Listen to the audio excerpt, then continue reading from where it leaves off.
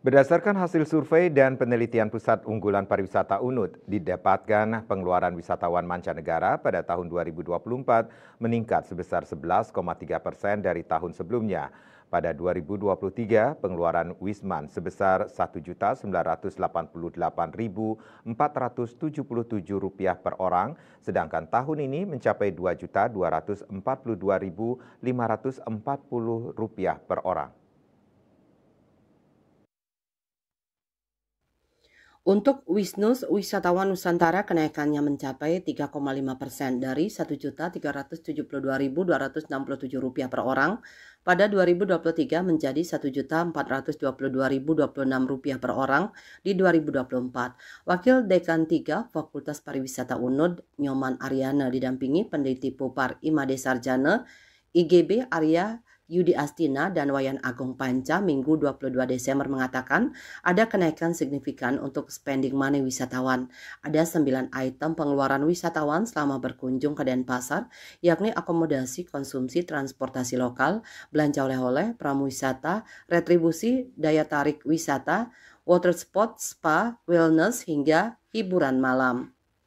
Hingga November 2024 jumlah wisatawan yang berkunjung khususnya ke Denpasar mencapai 1.772.975 orang dengan rincian 448.425 Wisman dan 1.324.550 Wisnus.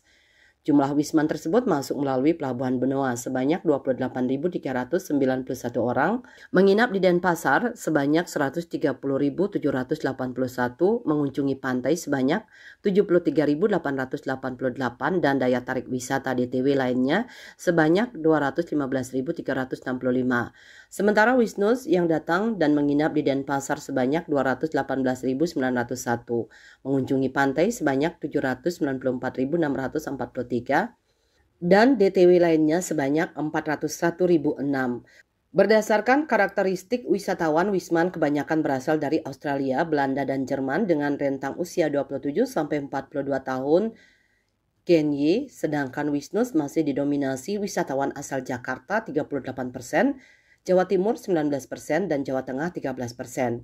Wisnus didominasi kalangan Gen Z dengan rentang umur 11 sampai 26 tahun. Perbedaan yang ditemukan Wisman mencari informasi via IG dan Facebook, sedangkan Wisnus menjadikan IG dan TikTok sebagai sumber informasi.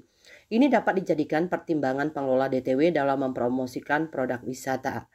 Ditambahkan alam dan budaya menjadi daya tarik utama bagi Wisman maupun Wisnus. Sejauh ini wisatawan yang berkunjung ke Denpasar merasa bahagia, namun cara menikmati berbeda antara Wisman dan Wisnus. Wisman katanya merasa sangat bahagia secara mental dan Wisnus merasa bahagia secara spiritual selama berkunjung ke kota Denpasar. Cita Maya, Bali Pos melaporkan.